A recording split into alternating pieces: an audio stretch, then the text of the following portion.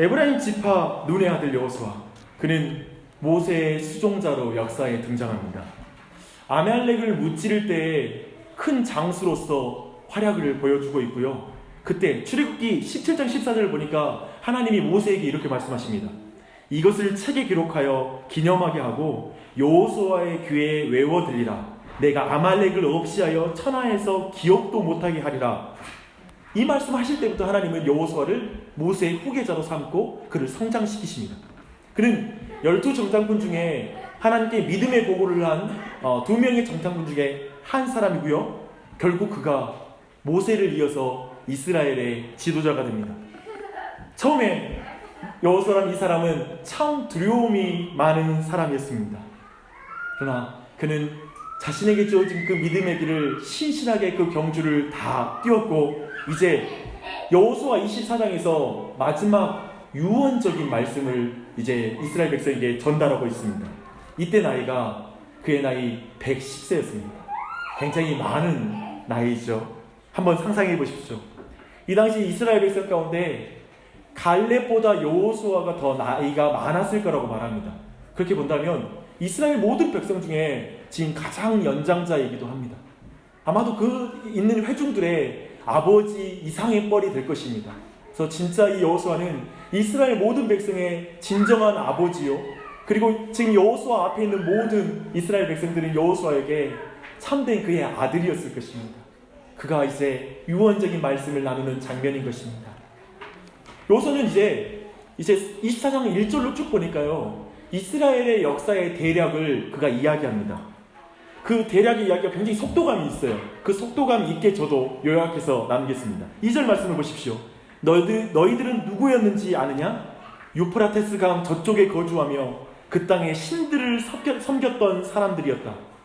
그런 너희를 내가 선택했다라는 말로 이야기를 시작합니다.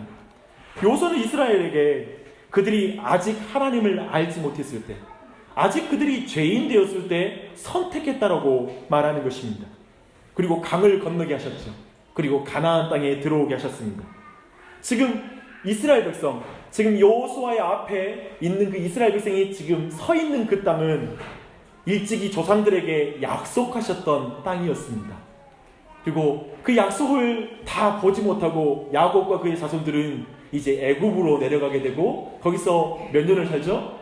400여 년 동안 그곳에 머물게 됩니다.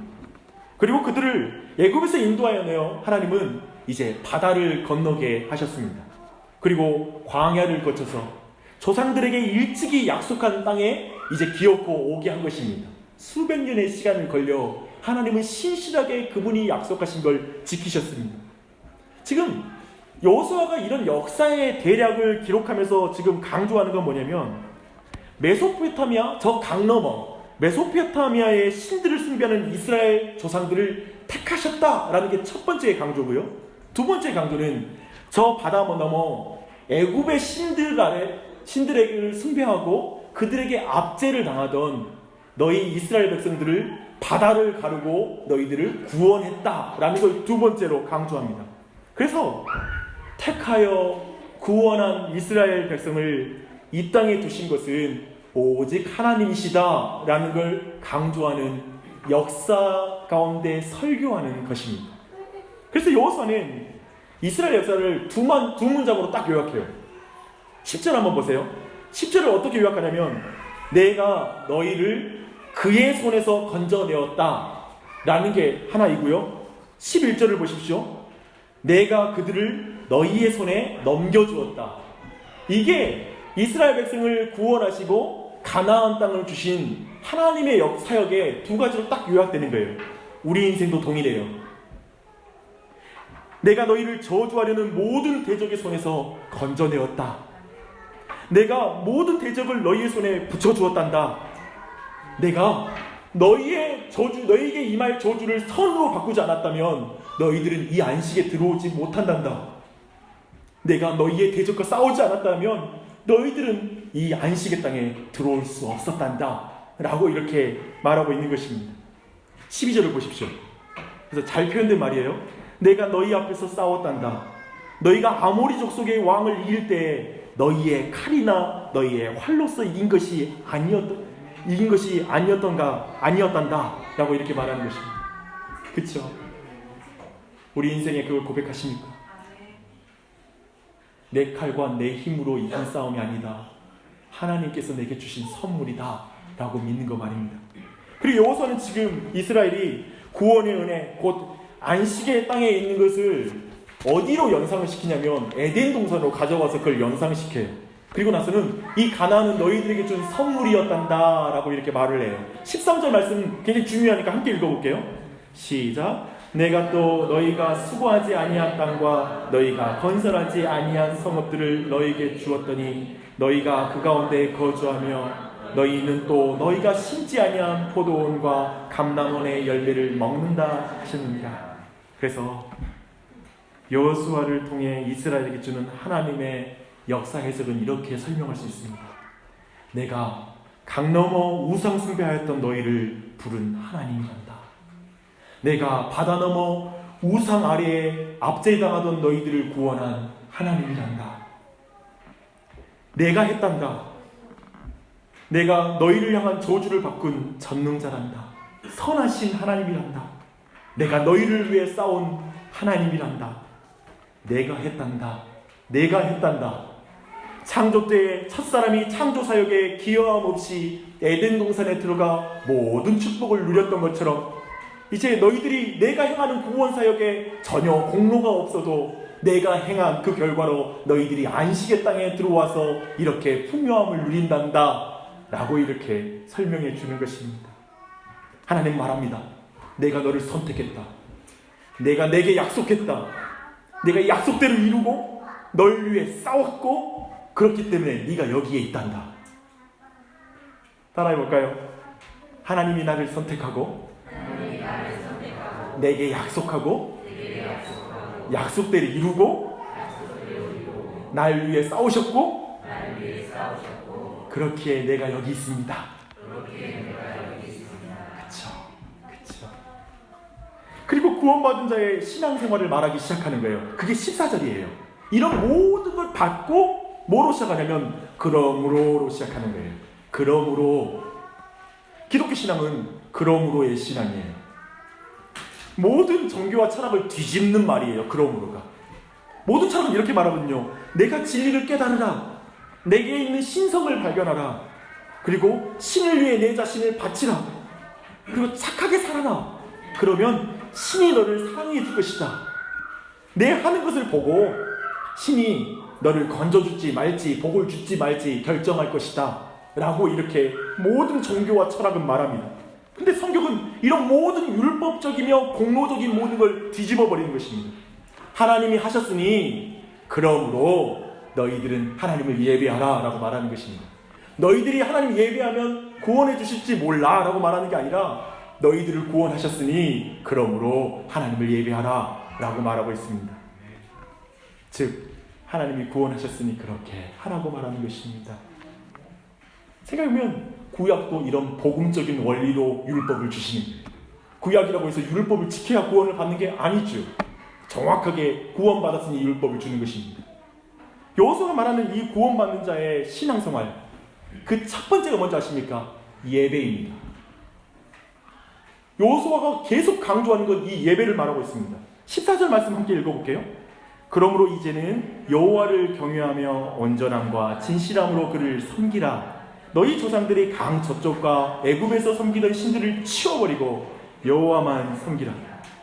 여호수아는 지금 이스라엘 백성에게 구원받는 자의 생활에서 가장 중요한 것을 예배라고 말하고 있고요. 그 예배에서 매우 중요한 핵심 개념을 오늘 말씀을 통해 가르쳐주고 있습니다. 오늘 우리 여기 왜 왔습니까? 예배하러 왔습니다. 눈을 여십시오. 귀를 여십시오. 하나님이 보십니다. 그리고 이 예배 가운데 오늘 말씀하신 거 들어보십시오. 이스라엘 백성아, 너희를 구원하신 여호와를 경외하며 온전함과 진실함으로 그를 섬기라. 여기서 섬기다라는 말은 히브리어로 아바드라는 말입니다. 이 말은 원래 성막과 성전에서 봉사하는 레위인들이, 제사장들이 섬기다 할 때 그 아바드와 동일한 단어입니다. 근데 신약시대에서 이 예배를 뭐라고 영어로 말하냐면 서비스라고 말해요. 혹은 월십 서비스라고 말합니다. 이렇게 보는데 이것 자체가 무슨 말이냐면 신약시대에도 제사장과 같은 신자들이 함께 모여서 하나님을 공식적으로 섬기는 것이 예배다라는 거예요. 그래서 오늘 이 시간이 월십 서비스예요. 주의 제사장들이 모여서 함께, 왕같은 제사장들이 함께 하나님을 섬기는 시간이 바로 이 시간입니다. 이런 시간은 많지 않아요. 일주일에 한 번 있어요. 그래서 예배를 소중히 여기라고 말하는 거예요.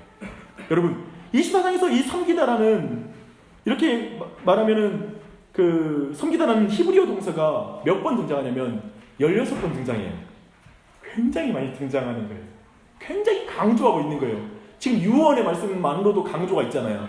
근데 유언의 말씀에 16번 섬겨라, 섬겨라 라고 말하는 것입니다. 구원받은 자에게 가장 강조되는 것은 예배입니다. 지난주에 제 개인적으로는 저희 이모님이 소천하셨어요. 제가 자라고 나서 저희 큰아버님 한 분 소천하셨고요.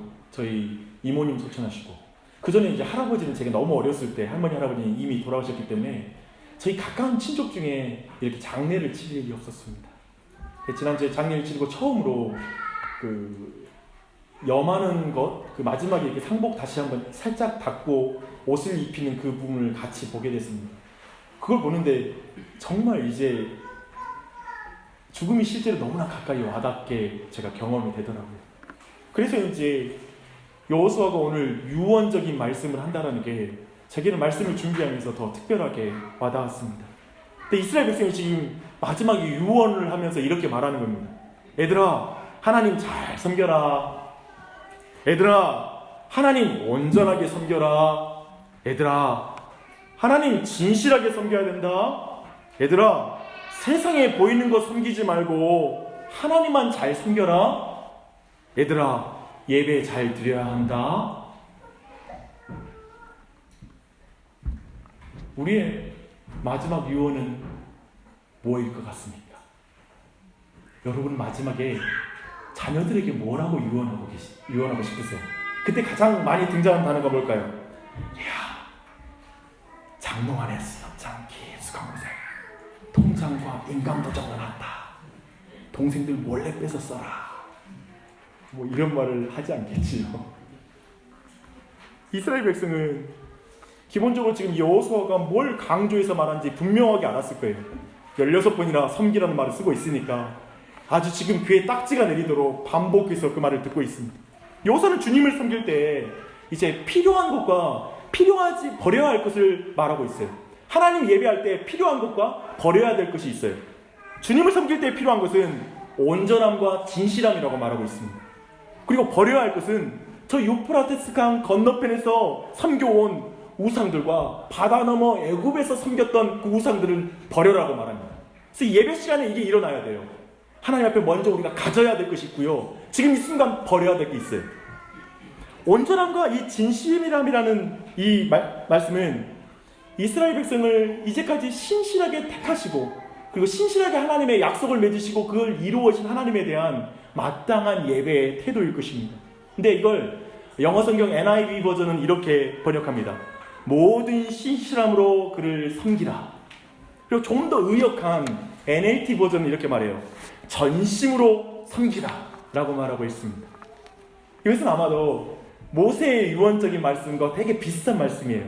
이스라엘아 들으라. 우리 하나님 여호와는 유일한 여호와시니 너는 마음을 다하고 뜻을 다하고 힘을 다하여 내 하나님 여호와를 사랑하라. 예배하라 라고 말하면 동일한 말이겠죠. 하나님을 예배할 때 신실하게 전심으로 진심으로 예배하라고 말하고 있는 것입니다. 근데 이렇게 좀 말하면 좀 할 수 있을 것 같기도 하고 내가 좀 진심으로 못하고 있는데 다음 주엔 진심으로 하자. 어쩌면 이 정도로 좀 이해할 수 있을 것 같은데요. 히브리어로 좀 우리가 가서 좀 더 자세하게 보면 좀 이 문제가 좀 더 심각해집니다. 히브리어로 이 온전함이라는 단어가 뭐냐면 탐밈이라는 단어인데요. 그 히브리어의 의미를 잘 살리면 그 의미가 뭐냐면 완전함, 흠없음, 진실함, 심지어 완벽함이라는 그런 의미를 가지고 있어요. 여호수아의 표현은 이스라엘 백성이 흠없이 완전히 헌신하여 하나님을 예배해야 된다라고 말하는 거예요. 이제 좀 부담되죠? 좀 어려워졌어요. 지금 여호수아는 온전함이라는 강력한 표현을 쓰므로 지금 이스라엘 백성이 나누어진 마음으로 하나님께 헌신함으로 말미암아 하나님께 치르게 될 대가가 두렵다라고 생각한 거예요. 그래서 온전한 마음으로 하나님을 전심으로 섬기게 하기 위해서 이 온전함이란 말을 쓰고 있습니다. 또한 여호수아는 백성에게 진실함으로 하나님을 섬기라고 말하고 있어요. 이 진실함의 의미는 뭐냐면 거칠의 반대말입니다. 즉 이스라엘이 건성으로 형식적으로 예배함으로 치르게 될 대가를 염려하고 하나님을 전심으로 예배하라고 지금 요청하고 있는 것입니다. 지금 우리는 어떻게 예배하고 계십니까? 이 순간 우리 모두에게 예상되는 질문이 있죠. 지금 당신은 하나님을 온전함과 진실함으로 예배하고 있습니까? 라는 질문입니다. 우리 각자 마음으로 대답해 보시길 바랍니다. 그러나 예배에 대한 여호수아의 이 강조점을 다시 한번 들어보십시오. 하나님은 여러분의 마음과 내면의 생각까지 다 아시는 하나님이십니다 라고 외치는 것입니다. 그분은 여러분의 나누어진 마음을 보고 계시고 거칠애로 앉아있는 것도 아십니다. 그러니 하나님을 온전함과 진실함으로 예배하십시오 라고 요청하고 있습니다. 다 아시는 하나님을 무시하지 말고 경외하십시오. 여호와를 예배하는 걸 가볍게 여기지 마십시오. 그래서 여호와를 경외함으로 온전함과 진실함으로 예배하라고 말하는 거예요. 이 안에 뭔가 두려움이 있는 거예요. 이 예배를 온전함과 경외함으로, 온전함과 그리고 진실함으로 드리지 않을 때 여기에 대한 결과가 나쁘게 올 수 있다는 걸 말하고 있는 거예요. 굉장히 예배를 좀 강조하고 있고 무겁게 우리가 만들고 있습니다. 그런데요, 이 말씀 앞에 우리 대부분은 아마도 온전함과 진실함으로 예배하는 것이 안 되는 자신을 보고 이 자리에 속상한 분들이 계실 것입니다. 어떤 이들은 온전함과 진실함으로 예배한 경험이 까바득한 분도 이 자리에 계실 것입니다. 예배의 감격을 잃은 속상함으로 자신을 닥달하는 사람도 있을 것이고요. 다른 사람에게 원인을 찾는 사람들도 있을 수 있습니다.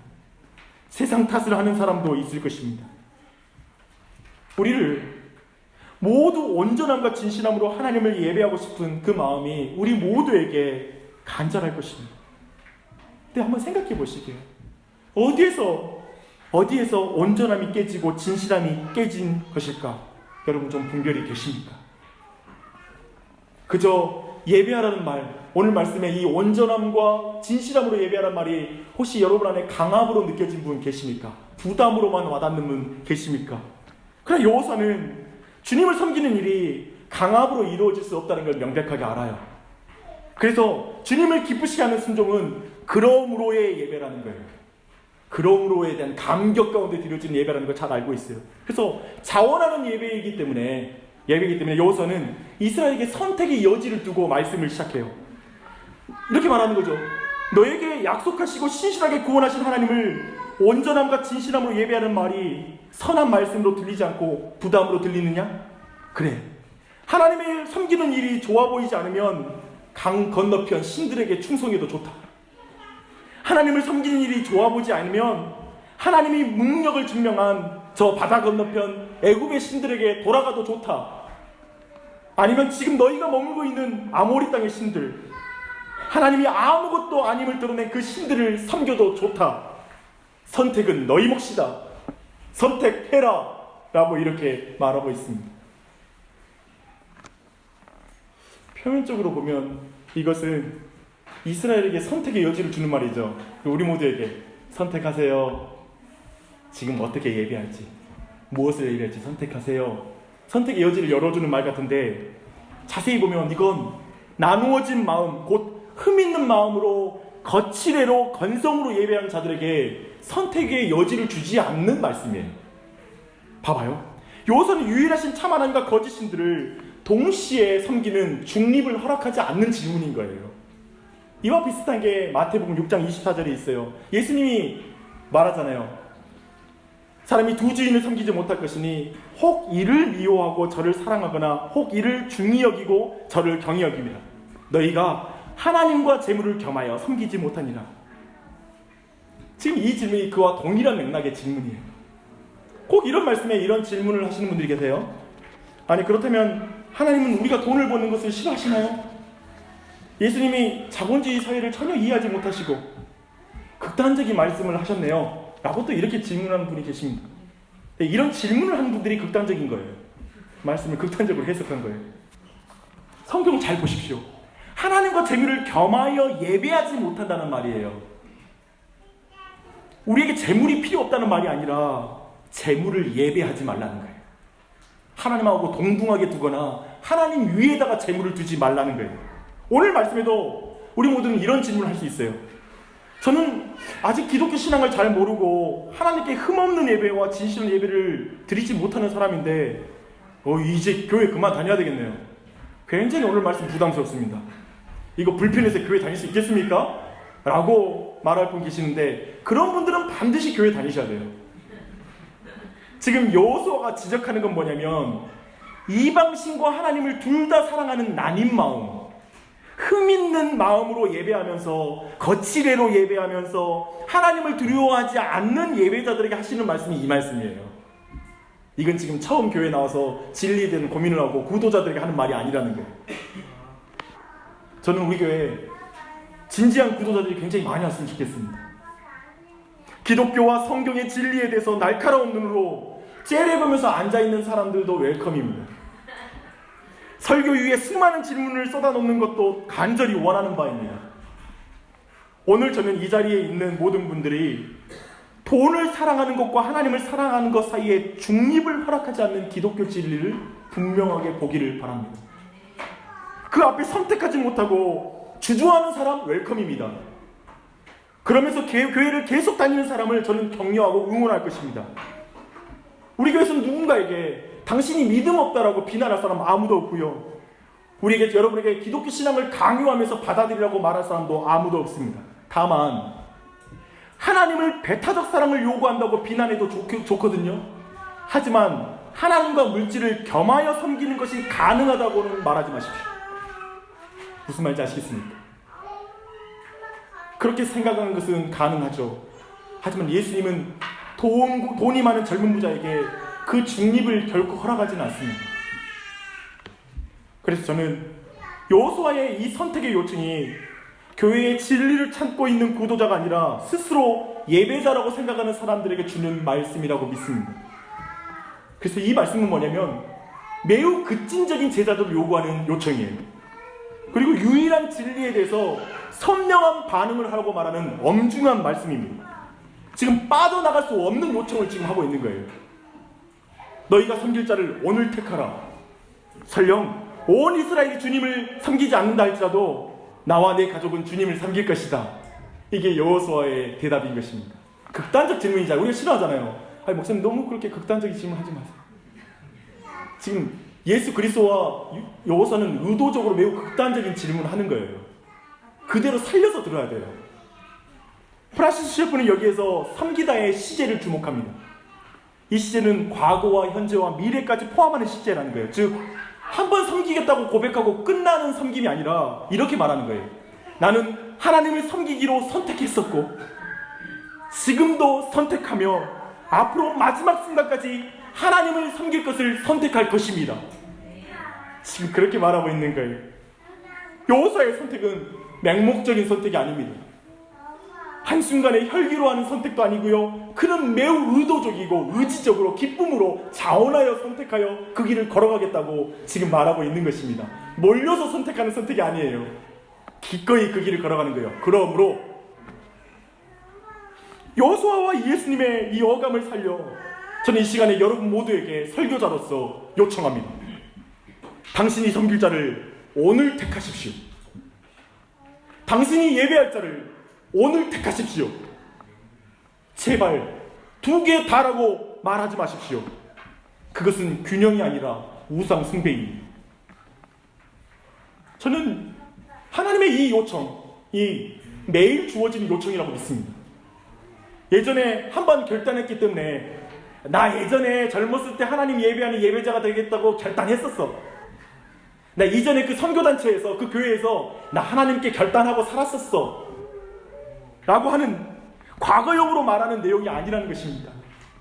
매일 의지적으로 선택하고 지금도 자원하여 선택하고 삶의 마지막 순간에도 하나님만 예배할 것을 결단하고 선택해야 된다는 걸 말하고 있는 것입니다. 여러분, 중요한 선택의 기로 앞에 서 계십니까? 큰 목돈을 손에 쥐고 계십니까? 인생의 큰 기회를 지금 잡으셨습니까? 자녀들의 진로에 중요한 결정을 앞에 두고 계십니까? 내년에 가정의 큰 변화를 결정을 앞에 두고 계십니까? 무엇이 하나님께 영광을 돌릴 것인지를 보십시오. 하나님의 영광 돌리는 것을 한 번도 생각하지 않았다면 다시 돌아보십시오. 모든 선택에서 나는 하나님을 예배하는 예배자입니다. 나는 내 마음은 확정되고 확정되었습니다. 모든 상황 속에서 난 하나님을 선택할 것입니다. 우리 가정은 하나님을 택한 예배자입니다. 여기서 이 말이 나는 멋있었어요. 나와 내 가족은 부모에게 자녀들의 영적인 향방이 달려 있는 거예요. 부족장에게 부족 전체의 영적 향방이 달려 있는 거예요. 그걸 결정하는 거예요, 부모가. 나와 내 가족은, 한번 따라하시죠. 나와 내 가족은 주님을 예배하는 예배자입니다. 지금 이 순간 여호수아가 여러분과 이스라엘에게 말합니다. 너희가 섬길 자를 오늘 택하라. 너 나와 내 집은 여호와를 섬기겠노라. 여러분이 이 메시지를 오늘 듣고 지금 이 순간에 어떤 마음이 들었는지 한번 돌아보십시오. 혹시 네네 여호수아 선생님 혼자 잘 섬기세요. 저는 저의 삶이 있답니다. 목사님, 그 목사들의 삶에서나 있는 거고요. 저는 제 삶이 있으니까요. 이렇게 역시 말하고 싶은 분 한 분도 안 계세요. 다 웃고 계세요. 이스라엘의 백성은 여러 번에 거쳐서 진짜 그들이 맹세해요. 우리 하나님 여호와를 우리가 섬기고 그의 목소리를 우리가 청종하겠나이다 라고 외쳐요. 21절 24절 반복해요. 이스라엘은 순종을 다짐하고 다짐해요. 그리고 여호수아가 세겜에서 백성과 더불어 언약을 맺었다라고 말합니다. 근데 이 세겜이라는 자리가 매우 의미심장한 자리예요. 창세기 35장 2절로 4절 보면 야곱이 그의 아내들, 즉 그 아내와 첩들 하란에서 데리고 올 때 그들이 우상을 가지고 같이 왔거든요. 근데 그들이 그 세겜 땅에서 상수리나무 아래에다가 그 모든 우상을 묻어요. 그 자리예요. 그렇기 때문에 지금 바로 이 자리에다가 기념비를 세운 것은 이제 이스라엘 백성이 우상을 더 이상 섬기지 않겠다라고 다짐하는 자리가 이 세겜이에요. 근데 이 부분에 대한 해석을 구약학자인 리처드 헤스라는 사람이 이렇게 해석을 해요. 제가 지금 노트에 있으니까 한번 봐봐요. 여기서 세겜의 애매모호함이 드러난다. 기념비의 의미대로 이스라엘은 주님만을 섬길까요? 아니면 그곳에 묻힌 우상들을 섬기기 위해 다시 돌아올까요? 결국 약속을 파기한 이스라엘의 선택은 여호수아의 도전을 들었을 때 그들이 호응하며 자신들이 가진 우상들을 치워버렸다는 언급이 없는 것으로 보아 이미 예견된 일이었음을 알 수 있습니다. 이것은 야곱이 그의 가족들에게 우상을 제거하라고 했을 때 그들이 모두 참여했던 것과 대조됩니다. 과거에 야곱이 우상을 치우라고 했을 때는 그 가족이 다 치웠거든요. 그 기록이 남아있는데 여기는 그 이스라엘 백성이 치웠다는 말이 없다라는 거예요. 궁극적으로 이것이 나중에 우상을 숭배하는 모습을 볼 때 이 다짐, 결단이 얼마나 순수성이 있는지를 우리 한번 볼 필요가 있는 거예요. 이렇게 본문을 이해하면 우리는 여기서 두 가지를 깨닫게 돼요. 우상 숭배가 참 무섭다라는 거예요. 우상 숭배가 진짜 무서워요. 생각해봐요. 도대체 선택을 받아서 강을 건너왔거든요. 근데 우상을 가지고 들어와요. 바다를 건너서 구원받고 지금 이스라엘 땅에 왔거든요. 근데 우상을 들고 와요. 애굽의 우상. 40년을 광야를 돌았거든요. 힘든 시절을 보냈거든요. 그런데 우상을 가지고 지금 가나안에 가지고 들어와요. 가나안 땅에 들어와서 수년 동안 승리를 경험했거든요. 그런데도 우상은 여전히 남아있어요. 좋은 일이 있어도 우상은 있고, 어려운 일을 당해도 우상이 있고, 선택받았어도 우상이 있고, 구원받은 은혜가 있어도 우상이 계속 있는 거예요. 마치 우리의 신앙과 같죠. 우리가 하나님 안에서 선택받은 거 알아가지고 은혜 받았어. 그리스도 안에서 구원받은 것 때문에 너무나 은혜 받고 눈물도 흘렸어요. 힘든 시절 걸어가면서 하나님의 은혜도 경험했고 하나님이 형통케 하는 일도 경험했어. 근데 내 안에 우상이 있어요. 어젯밤에 은혜 받았는데 어젯밤에는 우상을 묻은 것 같은데 오늘 그걸 파고 만지고 있어요.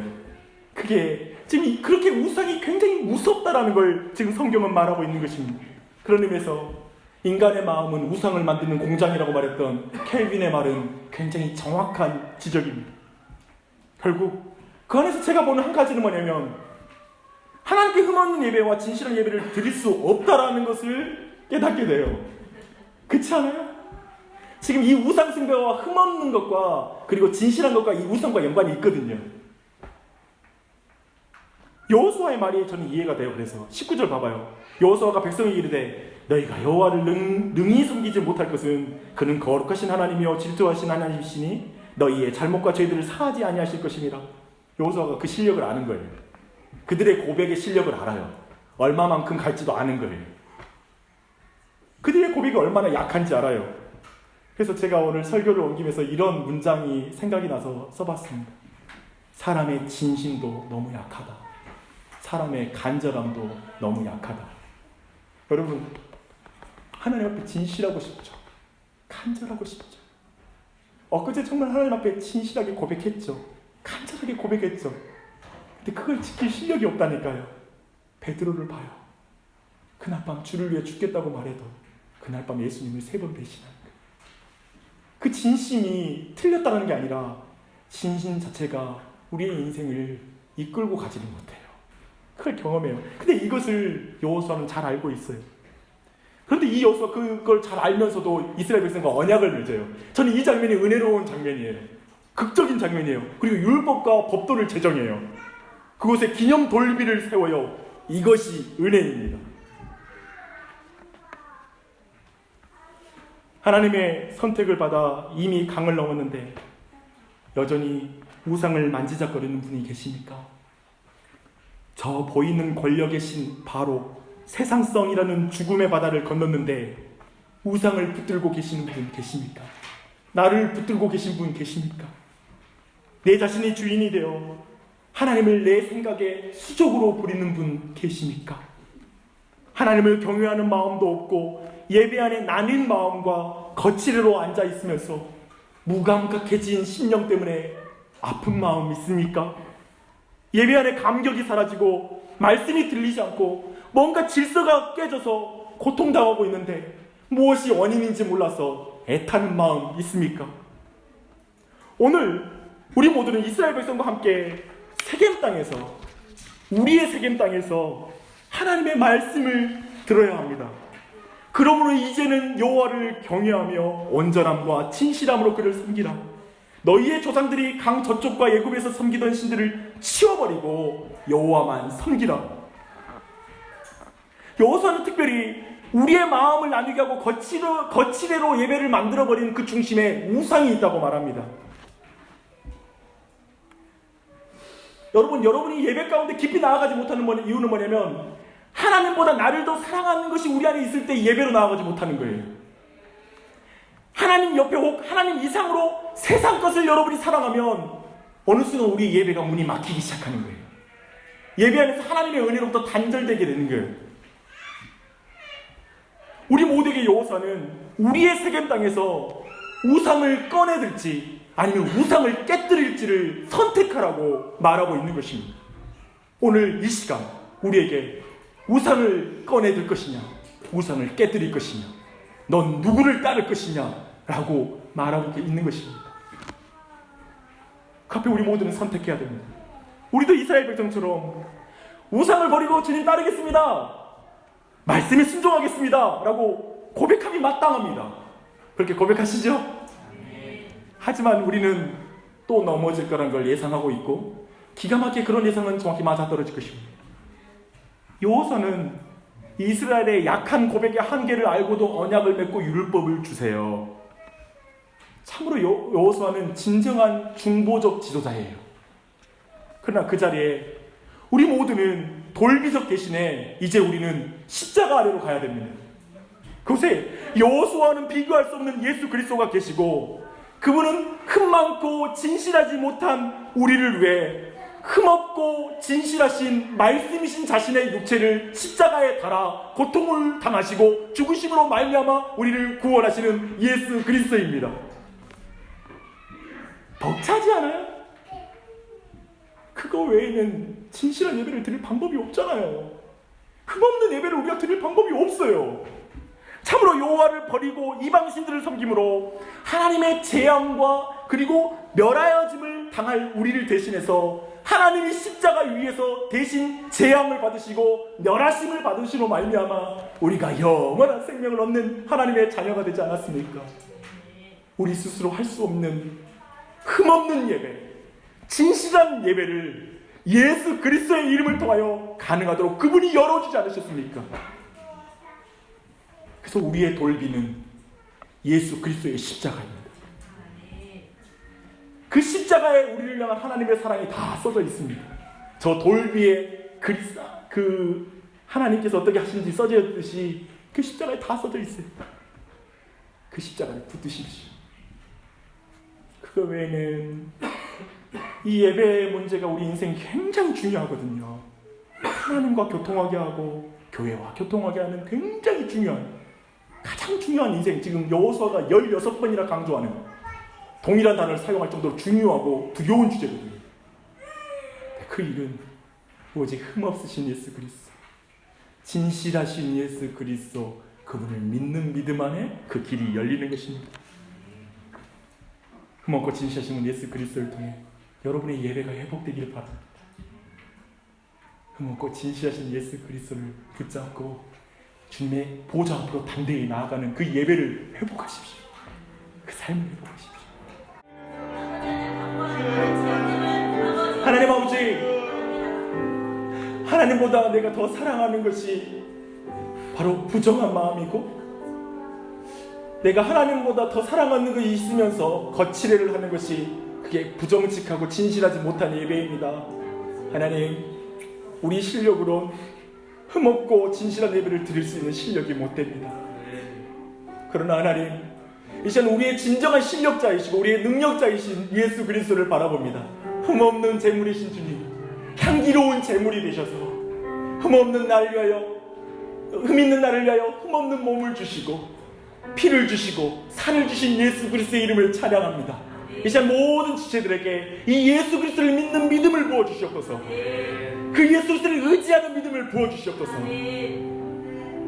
스스로 다짐해도 안 되는 자신에 대한 실망감으로 또 자신을 붙들고 멈추는 것이 아니라 그리스도를 바라보게 해주시고 그리스도 안에서 소망을 갖고 그분을 믿는 믿음 안에서 모든 질퍽거리는 죄책감과 수치심과 염려와 걱정과 묶임과 모든 얽매임으로부터 자유하게 하여 주시옵소서.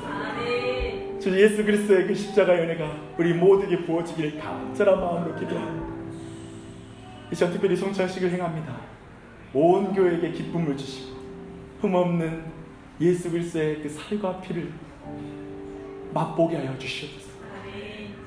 입술로 감각을 하는 것처럼 그리스도의 사랑과 실제가 우리에게 감각되어지는 성찬식이 되게 해주시고 그 은혜가 실제로 우리에게 임하는 역사 있게 하여 주시옵소서. 감사하며 예수님의 이름으로 기도합니다.